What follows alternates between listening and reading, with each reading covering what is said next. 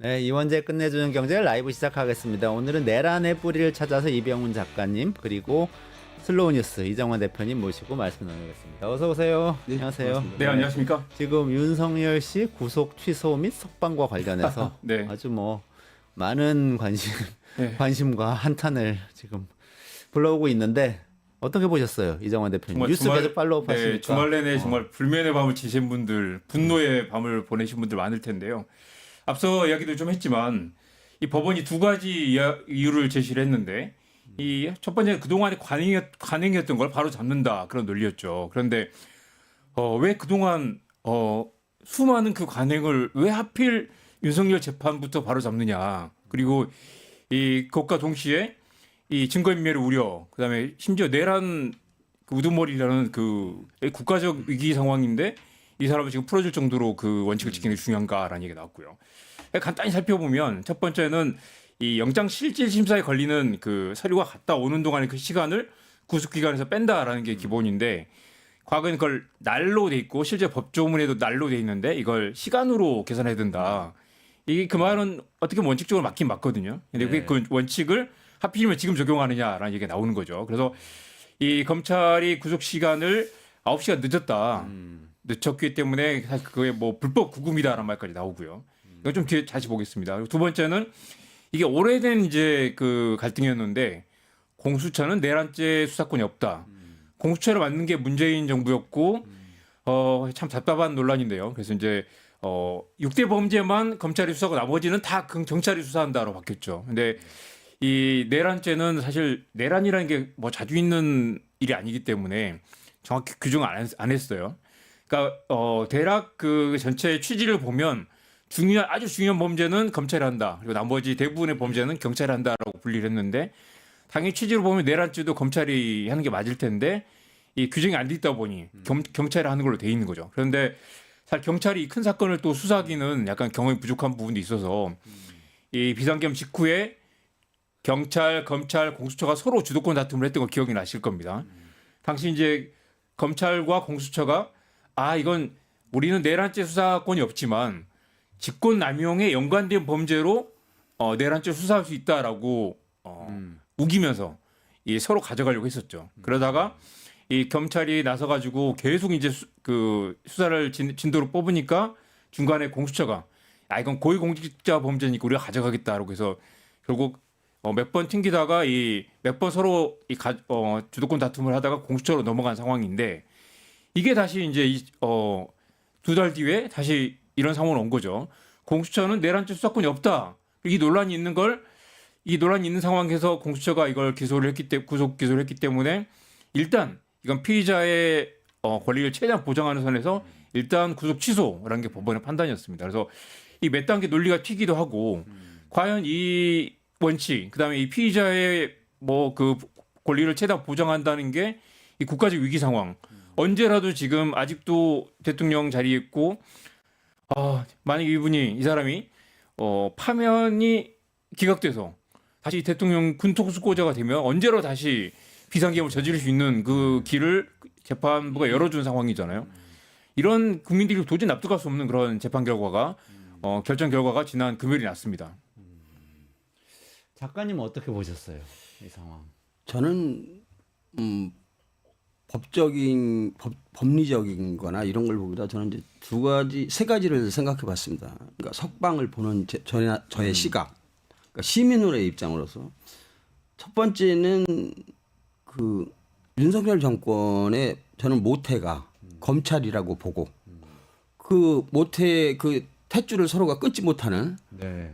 그러다 보니까 첫째는 하기 싫은 수사를 어거지로 떡 맡아서 하다가 그러니까 고도로 의도된 혼선이 있지 않았느냐. 이것이 한 축이고 두 번째는 이제 국론 개선 장군처럼 나오는 걸 보지 않았습니까? 네네네. 그러니까 국론 분열의 클라이막스를 찍었구나. 그러다 보니까 세 번째는 이제 언어 오염 정치가 죽기 살기로 작동할 것이다. 이 세 가지로 봤는데 그러면 첫 번째 세 번째가 뭐라고 하셨죠? 언어 오염 정치. 언어 오염 정치. 언어 오염 정치. 예. 근데 그러면 첫 번째 그 고도로 의도된 혼선을 어떻게 봤냐면은 검찰 스스로 구속의 끈을 느슨하게 조여놓은 거죠. 의도적으로 아. 혼선을 기획한 거고 두 번째는 구속의 끈을 그러면 때 되면 알아서 스스로 풀고 나가라. 나는 뒷짐지고 하늘을 보겠다. 네. 우리는 형제 아니냐. 뭐 그런 거라고 보고 그러니까 결국 그것은 윤석열 정권 내의 숨은 권력, 그림자 권력이죠. 검찰은 현재 검찰은 그림자 권력이고 그러면 이제 두 번째 국론 분열의 클라이막스라고 보는 것은 지지층을 등에 업고 환한 미소를 지면서 손을 흔들었지 않습니까?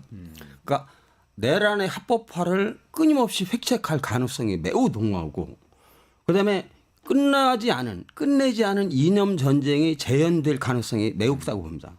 세 번째는 증오와 적대적 이 사회 갈등이 계속 증폭될 것이고.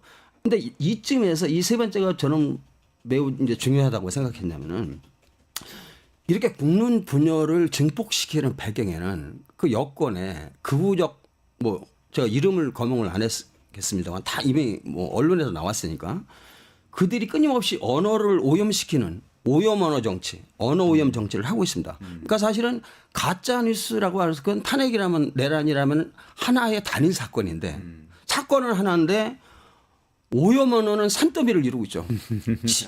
결코 채울 수 없는. 네. 근데 어제 그런 생각이 들더라고요. 그러니까 윤석열이 이제 구치소에 나왔지 않습니까?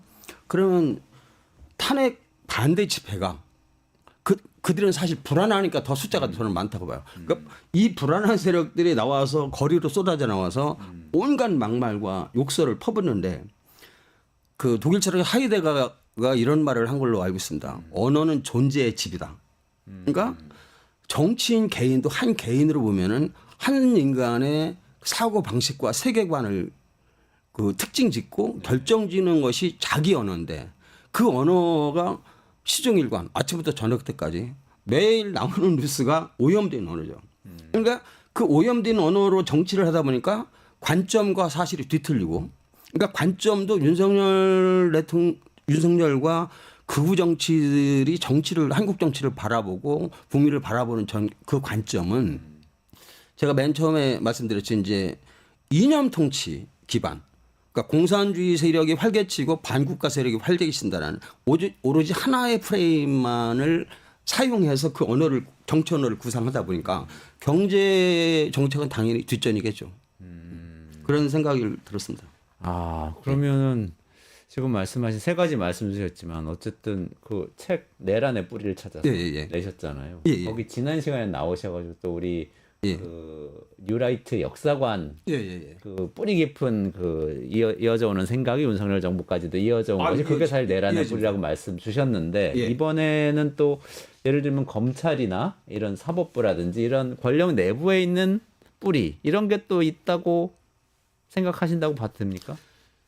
이미 드러난 사실이죠. 그거는 제가 새삼스럽게 말씀 안 드려도 예. 아까 그 모두에 이 정권 윤석열 정권의 모태가 검찰이지 않습니까? 네네네. 검찰이고 거기에는 뭐 혈연, 지연, 학연 그런 식으로 이미 카르텔이 견고하게 그 구축이 되어 있는 거죠.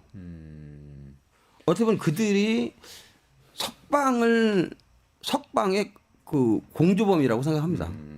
그러니까 구속을 느슨하게 구속의 끈을 느슨하게 묶어놓고 풀 수 있게 해놨다. 네. 굉장히 인상적인 말씀이신데 지금 댓글로 심심한 여행가님이 주신 내용 중에 이런 얘기가 있어요. 그 수사 관할관 얘기 있잖아요. 네. 공수처가 해야 되냐, 검찰이 해야 되냐, 뭐 경찰이 해야 되냐 이거 가지고 이제 법원이 네. 사실 구속 취소를 얘기한 건데 이게 사실 불났는데. 네. 그렇죠. 물 있고 소화기 있으면 끄는 거지. 지금 소방서가 해야 되냐, 경찰서가 해야 되냐 이런 얘기를 한다는 것 자체가 지금 사실은 이제 여러 이상한 거 논란이 아니냐. 뒤섞여 있으니까 그렇지만 최근에 나오는 이제 공수처 폐지론 이야기는 많이 그 앞서 나갔거나 아니면 이 불안 와중에 자기 밥그릇을 챙기려는 그런 시도가 분명히 있죠. 그러니까 애초에 지금 상황에서 공수처가 제 역할을 못했다고 해서 우리 검경 수사권 분리가 다 불필요하고 잘못됐었다거나 물론 제도적 보완을 해야 되겠죠. 이렇게 서로 이 신병 인도하는 과정에서 절차적 그 이 요건이 제대로 정리되지 않은 그런 부분도 있고 여전히 그 검찰 개혁은 굉장히 중요한 화두인데 지난 시간에도 잠깐 이야기했지만 이 와중에 갑자기 명태균 건을 들고 나와가지고 이 전국의 주도권을 잡으려는 검찰의 시도가 분명히 있고요. 그리고 이제 아까 말씀하신 것처럼 내란 뿌리가 검찰 권력이 있다라고 하는 그런 주장에 사실 이 판을 꼬이게 만든 게 사실 검찰이죠. 그래서 이 거슬러 올라가면 1월 24일에 이 공수처에서 이 사건 넘겨받았죠. 검찰 넘겨받아가지고 그때 당시에 이제 법원이 연장을 불허를 했어요. 불허를 했는데 그때도 이제 공수처와 수사권 다툼 때문에 그랬었고 이번에도 구속 취소를 명령하면서 이 공수처 권한이 문제가 됐었죠. 1차적으로 법원의 책임이 크지만 사실 검찰의 주도권 다툼이 또 문제이기도 했었고 만약 거슬러 올라가면 그 비상계엄 직후로 가면 애초에 내란죄 수사권이 법적으로는 경찰에 있으면 아무리 부실하더라도 경찰 중심부로 수사본부를 키워가지고 경찰이 원칙에 맞게 수사를 하고 거기서 나온 결과를 가지고 특검으로 가거나 단계적인 절차를 밟았어야 되는데 그 와중에 검찰과 공수처가 서로 주도권 다툼하면서 이 판을 사실 굉장히 꼬이게 만들었죠. 그리고 윤석열도 마치 알고 있었던 것처럼 이 부분을 집요하게 공격을 했고 결국 그 구속 취소를 받아낸 거죠. 어거지로. 많은 것 같습니다. 알고 있는 것처럼. 근데 또 하나는 그 내란의 뿌리가 검찰 권력에도 원래는 이제 제가 이제 지난 시간에는 뉴라이트 한국 자유회의 이쪽은 이제 그 정책을 위반하고 인재를 양성하고 그런 쪽으로 이제 고도의 전략을 쓰는 쪽이고요. 한 축이고 이제 검찰은 이제 그 힘을 쓰는 기관이지 않습니까? 그러니까 김건희 수사를 수년간 뭉개오면서 사인인 김건희한테 힘을 실어준 특히나 좀 힘을 실어주고 그동안 검찰이 얼마나 힘이 셌었습니까? 근데 스스로 힘을 내려놓고 이런 것도 굉장히 크게 작동했다 봅니다. 그 센 수사력을 김건희 센 수사력을. 씨한테는 사용하지 않고 전혀 사용하지 거기다 않고. 저 검찰 권력을 스스로 정치적으로 이용했다. 뭐 그런 얘기를 하시는 거죠. 근데 이정환 대표님 또 그럼 이런 생각이 들어요. 검찰이 지금으로서는 기소를 독점하고 있으니까. 그러면 공판도 그렇죠. 검찰이 계속 해야 되잖아요. 윤석열 씨 대상으로 한 재판에서 검찰을 과연 믿을 수 있는가? 일단 그렇게 해도 되는 건가? 그리고 사실 이 주도권 다툼에서 들어왔듯이 검찰은 윤석열을 한 번도 대면 조사를 못 해보고 지금 재판을 맡고 있는 상황이고 일단 재판에 가게 되면 수사는 중단된 거거든요. 법정에서 증거로만 다투어야 되는데 이 상황을 과연 검찰이 여기까지 끌고 온 책임을 전혀 뭐 묻지도 않고 검찰이 전적으로 지금 내란죄 입증을 맡고 있는 상황이잖아요. 그런데 이번 상황을 보면 과연 검찰이 이걸 입증할 의지가 있는가라는 생각도 들고요. 그리고 결정적으로 심우정 검찰총장이 엊그저께 이 즉시항고를 포기하지 않았습니까? 사실 즉시항고를 하더라도 사실 풀려날 가능성이 매우 높았지만 그 상황에서 일단 법원 한 번 더 받아보는 게 맞고 당연히 국민적 정서를 감안해도 이걸 이 검찰이 공정성 입증하기 위해서라도 법원의 판단 한 번 더 받아보겠다라고 토스한 다음에 법원의 판단이 나오면 그걸 따르는 게 맞죠.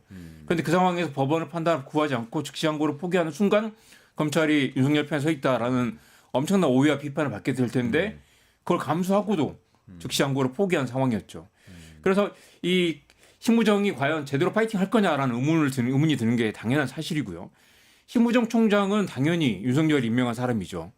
그리고도 여러 가지 좀 논란이 있는 게 이 김건희 여사의 오빠와 또 고등학교 동창인 상황이고 이 심우정 검사의 아버지가 또 정진석 그 대통령 비서실장이잖아요.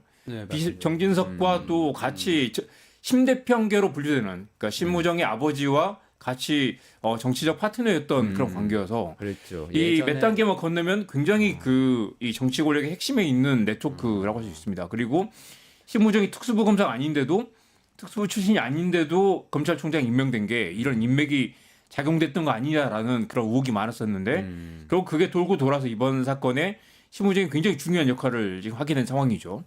그리고 또 문제는 이게 이 당연히 탄핵 심판과 이 내란죄 재판은 별개이지만 당연히 파면이 되건 안 되건 그 별개로 이 내란죄를 입증하는 것도 굉장히 국가적 한국 사회 중요한 과제 아니겠습니까? 그런데 지금 탄핵 심판과 지금 계속 그 쟁점이 되고 있는 건 경고성 계엄이었다, 계몽령이었다라고 이야기를 하고 있으면서 아무도 다친 사람 없지 않느냐. 그리고 체포 명령을 내렸지만 체포를 하지 않지 않았느냐. 아무것도 달라진 게 없다. 아무 일도 벌어지지 않았다라는 게 윤석열의 주장인데 이게 과연 법원에 가서 검찰이 강력하게 입증할 의지를 갖고 있지 않으면 불법 요소는 있었지만 내란은 아니다라는 쪽으로 갈 가능성이 매우 높고 또 하나 제가 이제 그 되게 안타깝고 놀라웠던 건 이번에 이 구속 취소를 명령했던 법원이 이 본안 재판을 그대로 맡는 법원이란 말이죠. 네네. 같은 재판부입니다. 그 재판부가 결국 이 재판을 계속 진행하게 될 텐데 구속을 취소해야 된다고 명령했던 그 재판부가 과연 이 단호한 법리적 판단을 할 수 있을 것인가에 국민적 의문이 가 있는 것도 사실이죠. 그런데 이 검찰조차도 지금 굉장히 이 범죄를 엄단하려는 의지가 안 보인다. 그리고 이 검찰총장의 지시를 받고 있고 검찰 동일체에 따라 움직이고 있는 조직이 여전히 윤석열의 그림자 안에 있다면 아까 이병헌 대표님 그 말씀하시려다 말았죠. 딥스테이트가 아직도 미국이 아니라 한국의 딥스테이트가 작동하고 있는 거 아니냐라는 네네. 그 한국의 딥스테이트는 검찰 권력과 기득권 세력의 뿌리에 깊게 연결돼 있다. 그리고 제가 늘 몇 차례 끝내주는 경제에서도 이야기했지만 대통령은 길어봐야 5년 그리고 이번 경우 3년도 지나지 않지만 기득권 세력이 대통령을 이용하는 건 대통령을 통해서 기득권의 그 이해관계를 계속 유지하려는 그런 이 작동하는 기제가 있는 것인데 결국 윤석열을 이용하려는 그 딥스테이트들 기득권 세력들은 여전히 이 검찰 권력을 통해서 작동하고 있는 게 아니냐라는 그런 의문이 들고 있는 상황입니다. 그런 게 있는 겁니까, 이병훈 작가님? 아까 잠깐 언급해 주셨는데 일종의 딥스테이트. 딥스테이트를 그러니까 검찰이 자청해서 그 감시 정치 역할을 해왔다고 봅니다. 그러니까 감시 정치, 네. 감시 정치, 합법적 감시 정치죠. 그들의 입장에서는 저희 일반 시민들은 모르니까요. 감시 정치라는 게 일반인들을 계속해서 관찰하고 그러니까 사실은 감시한다는 뜻인가요? 아니, 그러니까 정적을 감시하는 거죠. 정적을. 네. 그러니까 윤석열을 대신해서, 그러니까 정부 기관이 드러내고 감시할 수 없지 않습니까? 그러니까 어떤 지난번 시간에도 말씀드렸지만 윤석열 정부의 그 이념 정치, 윤석열 정치는 한마디로 이념 정치만 수행했고 이념 전쟁을 일으켰고. 그러면 그것은 혼자 일으킬 수도 없고 여러 정부 주요 기구의 핵심 요직에 있는 사람들, 특히 검찰의 파워를 등에 업고 그런 감시 정치를 해온 거죠. 근데 사실 그게 다 법적 카르텔이라는 얘기인데 이 검찰 중심의 어떤 딥스테이트. 네. 윤석열 씨는 대통령 재임 기간에 계속 본인은 카르텔과의 싸운다고 의료 카르텔과도 싸우고 R&D 카르텔도 싸우고 뭐 건설 카르텔도 싸우고 네네. 노조도 싸우고 네. 그렇게 얘기했잖아요. 그러면서 프리드만 얘기를 했어요. 그러니까 네. 이게 되게 어떻게 보면 신자유주의적인 입장에서의 카르텔 보는 시각인데 뭉쳐 있으면 다 나쁘다는 거잖아요. 사람들은 다 개인이고 각자 시장에서 경쟁해야지 그게 제일 효율적인데. 근데 그런 얘기하는 사람이 또 법적 카르텔은 그렇죠. 이게 굉장히 그 어떤 카르텔보다 강력하고 이 어떤 공격도 받지 않고 그리고 정권이 바뀔 때마다 죽은 권력을 수사하면서 살아있는 권력과 결탁하는 그런 모습을 보였죠. 저는 이번 최근 일련의 사건을 보면서 가장 또 놀랐던 장면 중 하나가 김태규라고 있습니다. 방통위 부위원장. 네. 이진숙 그 방통위원장이 탄핵이 당하면서 이제 그 직무대행을 했었잖아요. 이 사람이 사실 방통위원장은 국무위원이 아니에요. 근데 국무회의에는 참석 배석을 하죠. 근데 이 사람이 국무회의 가가지고 엄청나게 강력하게 반발을 했다는 거예요. 아 대행이. 네, 대행 주제에 그리고 국무위원도 아니면서 국무회의 자리에서 엄청 목소리를 높이면서 왜 최상목이 현재 재판관 2명을 임명했느냐라 가지고 엄청 소리를 지르면서 반발을 했다는 거죠. 그런데 방통위 부위원장인데 이 사람도 검사 출신입니다. 검사 출신이고 검사 출신에게 방통위원장 부위원장을 맡긴 거죠. 그리고 이 자리에서 막 엄청 소리 지르면서 사표를 던졌는데 사표 수준이 안 됐습니다. 그런데 더 재미있는 게 이 사람이 과거에 공수처장 후보로 거론이 됐었다는 거죠. 그리고 당연히 검찰 출신이니까 공수처를 만들면 안 된다고 강력히 반발했던 사람인데 이 사람이 공수처장을 앉히려고 하다가 너무 이렇게 모양이 안 맞으니까 막판에 이제 후보에서 그 제외되긴 했는데 공수처를 무슨 괴물기관이다라고 비판하기도 했고요. 이런 사람이 윤석열 주변에 있으면서 여전히 그 국무회의에 큰 소리를 내는 사람이고요. 또 기억하시겠지만 이 국가인권위원회가 심지어 네, 윤석열의 방어권을 보장해야 된다는 맞아요. 그 공고문을 내서 엄청 논란이 있었죠. 국가인권위가 그동안 여러 차례 문제가 되는 사고를 많이 쳤지만 내란범의 인권을 보호해야 된다는 논리를 내세우는 걸 보고 진짜 다들 경악했을 텐데 이 안창호 위원장도 또 검사 출신입니다. 헌법재판관 출신이고요. 그러니까 이 인권을 보호한 자리에 검사 출신 안 친다는 것도 말이 안 되지만 다 윤석열의 이 네트워크에 이 검사 출신 네트워크들을 계속해서 정권의 요직에 앉혔었고요. 보면 이 지금 이제 많이 좀 물이 빠지긴 했지만 원희룡 국토교통부 장관도 검사 출신이고 게다가 또 이 행정안전부 장관 그 검사 출신이 아니지만 법조인 출신이고 이런 사람들이 다 주변에 그 이 검사 법조인 출신들로 이 네트워크를 장악하고 그 카르텔 안에 있었기 때문에 정작 중요한 판단을 하지 못하거나 문제가 있을 때마다 카르텔 척결이라는 논리를 내세워서 막 찍어 누르면서 악을 처단하는 정의로운 검사의 이 프레임으로 국정을 운영하다가 결국 그게 가능하려면 본인의 흥결이 없어야 되는 거죠. 그런데 이제 김건희 이슈도 있고 명태균 이슈가 터지면서 급격히 무너졌는데 그걸 마지막에 반전시키는 방법으로 비상계엄, 반국가 세력을 처단하는 또 비상계엄 군통수권자의 그 코스프레를 하려고 하다가 자멸한 게 지금 상황이라고 할 수 있겠습니다. 아, 그러네요. 또 아까 이병훈 작가님께서는 검찰 카르텔을 통해서 상시 감시 체제를 만들었다고 하셨는데 어떻게 보면 이제 이정환 대표님 말씀은 그 검사 출신들이 다 나와서 네. 감시하는 일만 하는 게 아니고 사실은 사회를 통치하는 일을 네. 요소에서 검사가 방통위원장, 방통위도 가고 인권위원회도 가고 뭐 온갖 그 요직을 차지하고 대통령이 시키면 이 자기네 검찰 카르텔을 통해 가지고 국정 전반을 장악하려고 했었죠. 그렇군요.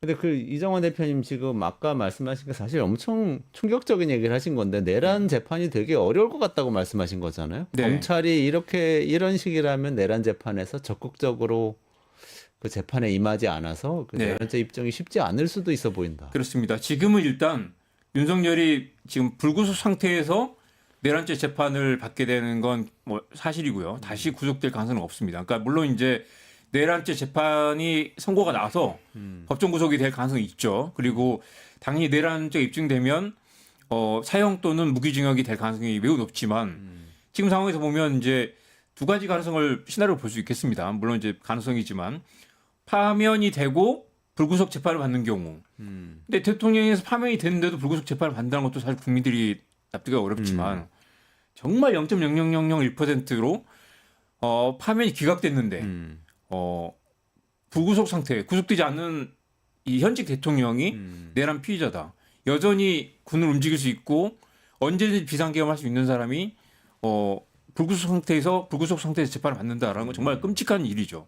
그런데 방금 말씀하신 것처럼 재판 과정에서 과연 내란죄 입증될 수 있을 것인가? 이 많은 사람들이 이제 그 비상계엄은 내란이라고 인식하고 있고 내란 우두머리라고 알고 있지만 지금 30% 이상의 국민들은 내란이 아니라고 보는 분들도 많이 있고 탄핵이 기각돼야 한다는 분들 많이 있는데 이미 국론이 분열돼 있는 상황에서 윤석열의 프레임은 계속해서 내란이 아니다. 경고성 계엄했다. 아무도 다치지 않았다라고 말하고 그렇지만 사실 정말 정말 끔찍한 논리들이 많았죠. 지금 비상계엄 이 탄핵 심판이 인용될 거라는 이제 뭐 5가지 쟁점이 있지 않습니까? 보면 비상계엄 요건을 갖추지 않았고 국무회의도 제대로 열지 않았고 포고령에서 정치와 언론의 자유를 제한했고 그 탄핵 심판 과정에 그런 장면이 있었어요. 그래가지고 왜 이런 조항을 넣었느냐고 하니까 어차피 경고성이라서 뭐 대충 넣어도 될 거라 생각했습니다. 네, 뭐 그렇죠. 그렇죠라고 네. 물어보니까 둘이 서로 막 웃으면서 김용현 장관과 했던 웃으면서 얘기했었다. 네, 그런 장면이 이렇게 있었죠. 얘기했죠. 그런데 이게 윤석열은 이제 재판 과정에서도 그랬을 정도로 대수롭지 않게 생각했다라고 넘어갈 가능성이 높은데 실제로는 그렇다고 하더라도 명문화된 포고령이 있는 이상 당연히 파면이 되고 다만 근데 이게 내란이 아니냐를 두고 파면이 되더라도 내란이 아니라고 계속 우길 가능성이 매우 높습니다. 그런데 지금 검찰과 법원이 과연 그렇게 엄격하게 판단할 것인가. 내란까지는 아니다라는 결론이 나면 정말 이 상황을 어떻게 윤석열이 감옥에 가지 않고 내란죄 처벌받지 않는 상황, 군대를 동원해서 국회의 침탈까지 했는데도 내란으로 우리가 이걸 처벌하지 못한다면 한국 사회의 분열 상황이 얼마나 그 끔찍할까라는 그래요. 생각을 하게 됩니다. 대통령이 비상계엄을 이런 식으로 이 선포를 하고 군대를 국회에 보내도 내란이 아니면 계속 그런 거잖아요. 네. 현정 질서는 엉망이 되는 걸 텐데 그래도 일단 말씀하신 것 중엔 파면이 되면 상황이 좀 달라질 거라고는 보시는 것 같아요. 파면이 되지 않은 것과는 천지 차이잖아요. 네. 파면 되겠죠? 어떻게 보세요? 박근혜 때는 그 만장일치가 될 때까지 평의를 계속했다고 들었습니다. 그러니까 이 헌법재판관들이 네. 근데 저는 어떤 학자는 어떤 정치학자는 뭐 소수 의견 한 명이라도 오히려 그것이 오히려 바람직하지 않느냐라고 말하지만 저는 안 그렇습니다. 만장일치로 인용이 돼야 된다고 보는 이유가 만장일치로 인용이 안 되면은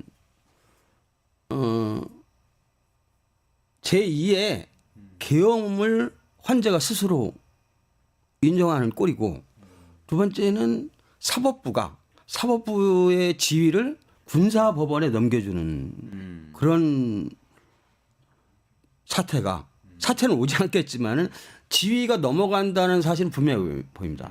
사법부 스스로가. 그리고 그 만약에 전원일치 그게 안 되면은 당연히 전국은 극도로 혼란에 빠지고 내란 세력의 합법의 명분을 스스로 쥐어주고 그다음에 윤석열이 촉발한 이념 전쟁의 불쏘시개 역할을 헌재가 사법부가 자임한다고 저는 생각합니다. 그러면은 지난해 2024년에 망가진 한국 경제 그 1% 미만 경제 성장률을 보이고 그 3년간 뒤에 말씀하시겠지만 이제 이종환 대표께서 말씀하시겠지만 망가진 경제는 절대 복원이 불가능하죠. 이미 뭐 경제 전문가들뿐만 아니라 해외에서도 올해 한국 경제는 최악이라고 말하고 물가도 더 오르면 오르지 절대 안 내려간다고. 그러니까 이게 이제 그 탄핵 심판과 내란죄 재판은 이제 해석 영역이 있기 때문에 좀 다를 수도 있고 치열하게 법적 다툼이 예상되지만 저는 이제 탄핵 심판은 100% 인용될 거고 만장일치를 나올 가능성이 매우 높다고 계속 이제 전망을 하는 이유는 사실 이제 5가지 아까 요건 중에 5가지 쟁점 중에 하나라도 확인이 되면 무조건 파면인 거거든요. 만약에 이제 헌법재판관 8명 중에 1명이 누구라도 이게 기각 의견을 소수 의견을 내려면 5가지가 모두 아니라고 주장을 해야 되는 것입니다.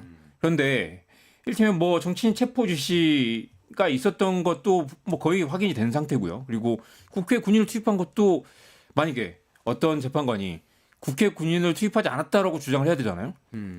지금 이렇게 증거가 많은데. 근데 사실 이제 보면 우리가 그 현재 재판관들의 정치적 성향을 두고 뭐 보수가 몇 명, 진보가 몇 명 얘기를 하지만 기본적으로 이건 현재 재판관들도 뭐 수십 년 재판을 하신 분들이고 최소한 그 양심의 문제를 떠나서 법리적인 그 논리를 벗어날 수가 없기 때문에 기본적으로 만장일치가 나올 거라고 생각합니다. 그리고 최근에 보면 가장 보수적 성향이라는 정영식 재판관 최근에 와드님이 뭐 결혼식을 했는데 일부 알리지 않고 그리고 사실 또 결혼을 미룰까도 생각을 했다가 알리지 않고 조용히 결혼식을 치렀다는 얘기도 있고 보시면 이제 그 지켜보면 정영식 재판관이 또 윤석열에게 야단을 치기도 한 적도 있었고요.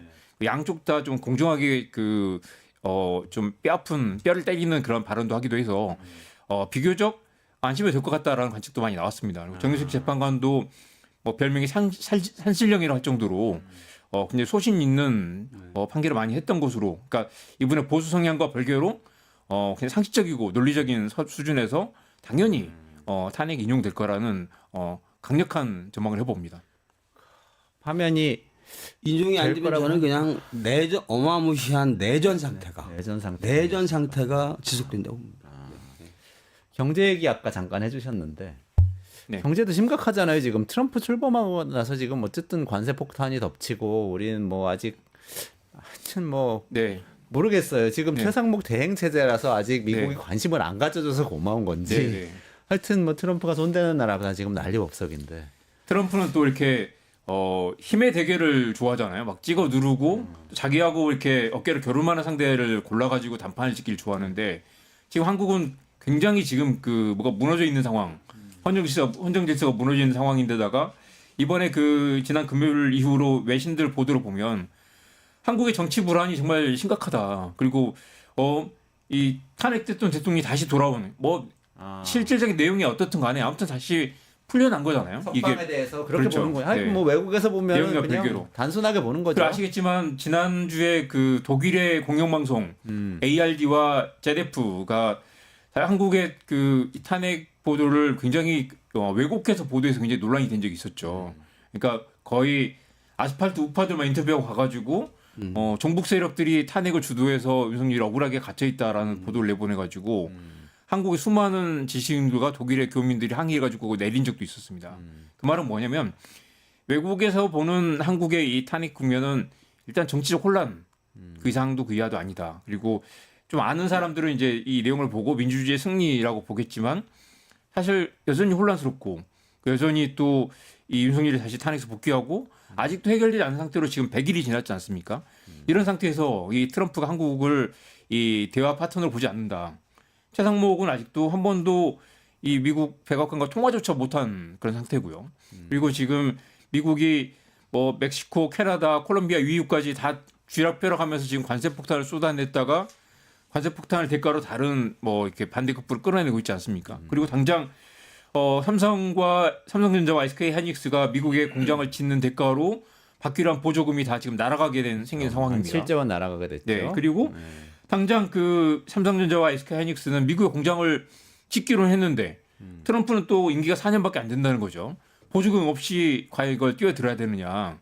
4년은 길기도 하면서도 짧기도 한데 이 상황을 한국 정부 전혀 지금 손을 못 대고 있고 가서 누군가 단판을 지어야 될 텐데 우리는 최소 지금 5월까지는 리더십 없는 상태인데다가 지금 갇혔던 대통령이 다시 복귀해가지고 내란이 아니라 뭐 개몽령했다라는 그런 지금 개소리를 계속하고 있는 어려운 상황이죠. 네. 아니 근데 사실은 이렇게 되기 뭐 트럼프 들어오고 뭐 이런 얘기 전에도 우리나라가 내수 경기 계속 안 좋았지 않습니까? 네. 그래서 그렇습니다. 소위 책에서도 민주주의가 경제다 이렇게 부제를 네. 다셨는데 이병훈 작가님 그 탄핵이 경제다 이런 얘기도 혹시 할 수 있는 겁니까? 가능하다고 봅니다. 이정환 대표께서도 이미 이제 말씀하셨지만은 지난해 그 분석하셨지만은 이제 대표적인 것이 정부의 재정 정책이지 않습니까? 코로나 때는 네. 재정 확대 정책을 지나치게 썼든 어떻게 했든 그 정부 나라 돈을 풀어서 실물 경제를 살리고 뭐 서민, 자영업자 이분들 고충을 덜어주는 정책을 펼쳤는데 그러면 윤석열 정부는 부자 감세 하면서 96조를 덜 걷고 그러면 돈이 덜 거친 상황에서 그럼 복지 예산을 전혀 쓸 수 없지 않습니까? 그래서 뭐 그러면은 그 윤석열 정부의 그 경제 정책 수장들은 뭐 민생 포기 정책이냐, 민생 포기, 소비 포기 모든 걸 다 포기하는. 그러니까 재정을 이상하게 쓰면서 긴축 정책을 한다고 하면서 그걸 보면은 이제 원래 보수 정권의 그 경제 정책 기조는 그거 아닙니까? 성장 정책. 네. 그러니까 무엇을 성장이 옳고 그르냐를 떠나서 보수 정책은 보수 정당의 정책 기조의 근본은 성장이었을 때 무슨 성장 정책을 쓰는지 기억이 안 납니다. 거의 없다고 봐야 됩니다. 이명박은 4대 강이라도 있었고 그렇죠. 박근혜는 뭐 기초연금도 만들었고 뭐 다들 뭐라고 있는데 윤석열은 의사들과 싸운 거 말고는 사실 거의 기억나는 게 없는 것 같습니다. 그러니까 지금 이미 이제 여러 건설 경기가 이제 최악이라고 네. 알려져 있지 않습니까? 뉴스에 나왔지만은 우리나라 그 도급업체 상위 수준의 상당수들이 지금 그 부도 위기에 몰려서 그 자산을 지금 팔거나 네. 그런 상황이고 중하위권들은 매우 심각하답니다. 그러니까 서울 저기 그 한강하고 그 용산 네. 이 권역의 아파트만 살아 있고 나머지를 다 죽어 있고 뭐 당연히 매매도 안 되고 아무것도 안 되는 상황이죠. 피크 코리아 이야기가 계속 나오는 게 우리 시간이 얼마 안 남았죠. 네네네. 제가 준비한 거 그래프 한번 쭉 한번 보여주시고요. 네. 지금 피크 코리아를 이미 지났다는 이야기 나오는 것처럼 우리 경제 네. 피크가 지났다는 그렇죠. 건가요? 윤석열 정부가 마지막 그 좋았던 시기를 다 망쳐놨기 때문에 훨씬 더 안 좋은 상황에서 다음 정권을 시작할 거다. 1인당 국민소득이 3년 연속 제자리 걸음이고요. 오히려 이거 마이너스로 간 건 사실 거의 처음입니다. 아니, 뭐 외환위기가 아니고는. 외환보유액이 급격히 줄어들고 있고요. 환율 방어하느라고 외환보유액을 까먹고 있습니다. 국세 징수 세금을 2년 연속 줄었고요. 세금을 덜 걷고 심지어 이 세수 예측보다 더 덜 거둔 그런 상황 마이너스 났고요. 법인세가 근로소득세보다 적게 잡힌 것도 처음입니다. 예산보다 징수가 3년 연속 누적 87조 원을 마이너스를 까먹고 있는 상황이고요. 종부세도 급격히 줄어서 까먹었고요. 이미 그래서 이제 이렇게 부자 감세가 전방에 이루어져 있는데 지금 이제 이걸 빨리 바로잡지 않으면 세수 평가가 계속 나는 그런 상황입니다. 법인세 근로소득세는 요거는 법인세 깎아줘서 그런 측면도 있고 또 기업이 비즈니스가 잘 안 안 돼서 좋았기 때문이기도 하고요. 예. 그리고 이 지금 이제 아까 말씀하신 것처럼 결국 굉장히 중요한 시기에 세금을 걷어서 적절한 시점에 정부 재정 지출해야 되는데 세금 깎고 지출은 줄이면서 이 코로나 팬데믹 이후에 경제를 살려야 될 시점에 소비가 지금 11분기 연속 마이너스인데 11분기에 정확하게 윤석열 정부 출범부터 계속 마이너스. 그러니까 한국 역사 이 6.25 해방 이후에 역대 최장 기록으로 소비가 마이너스를 기록하고 있습니다. 그래서 청년들 쉬었으면 취업을 포기하고 아예 일자리를 찾지도 않는다라는 청년 쉬었음 인구가 역대 최고로 늘고 있고요. 1% 이하 성장률은 역대 네 번째. 그러니까 IMF, 글로벌 외환위기, 코로나 팬데믹 이후에 윤석열이 일하는 변수 말고는 상상할 수 없을 정도로 1% 경쟁률로 성장률로 그리고 잠재 성장률도 계속 줄어들어서 이제 뭐 1% 이하로 가는 그런 상황으로 가고 있습니다. 이렇게 모든 경제가 무너지고 있는데 사실 이 우리가 조국 혁신당에 구했던 것처럼 3년은 너무 길다라고 했던 것처럼 이 상황을 빨리 복구하지 않으면 치명적인 데미지, 회복 불가능한 이 타격을 입을 텐데 한국 경제 회복 탄력성이 아직 살아 있다면 하루도 빨리 탄핵과 새로운 정부 출범 그리고 무너진 이 한국 경제의 성장 동력을 다시 구축하는 그런 그 한국 경제 재건 작업이 매우 시급한 상황입니다. 저도 동의합니다. 그런 측면에서 탄핵이 경제죠. 예. 탄핵이 그런 면에서 탄핵이 경제다. 예. 저는 진짜 이런 생각이 들어요. 요즘 우리 피크 한국 네. 코리아 뭐 피크 코리아론 코리아 피크론 뭐 이런 얘기할 때 예. 사실 경제가 우리나라 인구도 저출생 때문에 인구도 줄기 시작하고 우리 옛날처럼 빠르게 성장할 수는 없어서 피크다. 뭐 이런 얘기 사실 많이 했는데 우리 기업도 뭐 그렇게 빨리 성장할 수는 없다. 그랬는데 사실 정치적으로 비상계엄 선포하고 나서는 이건 진짜 국운이다 했구나. 이런 생각을 네. 하는 분들이 주변에 많이 늘었어요. 두 분은 어떻게 보세요? 저는 게다가 트럼프가 취임하면서 전 세계 국가, 주요국가 뭐를 겨냥해서 글로벌 관세 전쟁을 펼치고 있지 않습니까? 이거는 전문가들이 발표에 따르면은 올해 트럼프발 관세 때문에 약 448억 달러의 수출이 감소할 것으로. 그러니까 수출 총액의 약 6.6% 감소할 거라고 추측을 합니다. 그러면 수출을 먹고 살고 수출 때문에 우리나라 GDP나 개인 GNI나 이게 다 상승하는 국가인데 그러면 올해는 이 탄핵이 안 되면은 말할 수 없는 국민적 고통이. 좀 마지막으로 이야기를 꼭 말씀드리고 싶은데요. 아까 국운이 다 했다라는 게 다들 많은 분들이 느끼고 있는 거겠지만 지금 전 세계가 다 이제 포퓰리즘과 그다음에 극심한 이 우파의 준동 때문에 다들 고통을 겪고 있잖아요. 근데 오히려 이게 기회일 수도 있는 게 한국이 민주주의가 살아있던 걸 다시 한번 보여주고 이 내란을 진압하고 민주주의의 힘을 보여주고 다시 지금 제일 중요한 강력한 리더십, 민주적 리더십 아니겠습니까? 리더십을 복구한 다음에 이걸로 다시 트럼프에 맞서는 그런 나라가 된다면 전 세계의 하나의 모델 하나의 그 벤치마크가 될 수도 있죠. 그래서 오히려 이게 구분이 다 있지만 오히려 이거 3년 안에 끝낼 수 있었다. 그리고 다시 민주주의 힘을 세계에 증명할 수 있는 중요한 기회라고 생각합니다. 이걸 할 수 있다면 다시 기회를 찾을 수 있지 않을까. 좌절하긴 이르다. 여전히 이게 한국의 새로운 기회일 수 있다라는 말씀을 꼭 드리고 싶습니다.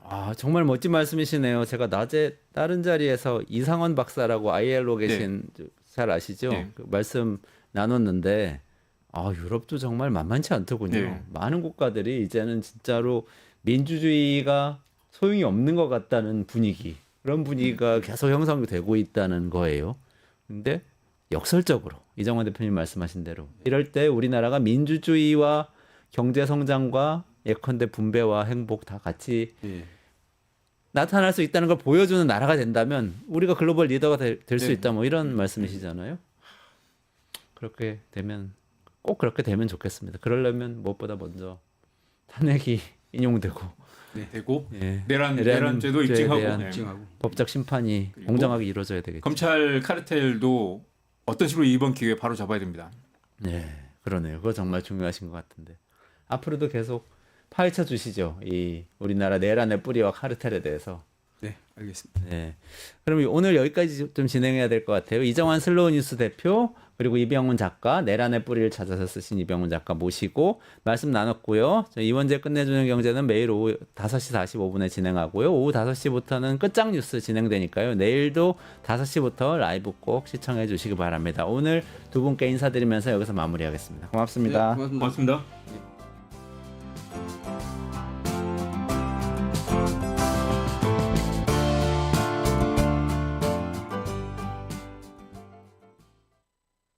뉴스토마토가 12.3 내란을 막아낸 시민영웅 1000명 찾기 프로젝트를 진행합니다. 내란을 막고 탄핵 소추를 이뤄낸 시민영웅 1000명을 찾아내 대한민국 민주주의의 역사로 기록하고 시상의 본보기로 삼음으로써 민주주의를 더 널리 확산하기 위한 프로젝트입니다. 이 과정에 직접 참여했거나 참여자를 추천해 주실 분들은 우측 제보하기 QR코드나 아래 메일로 추천 및 제보해 주세요. 많은 참여 바랍니다. 뉴스토마토와 함께해 주실 분들을 기다립니다.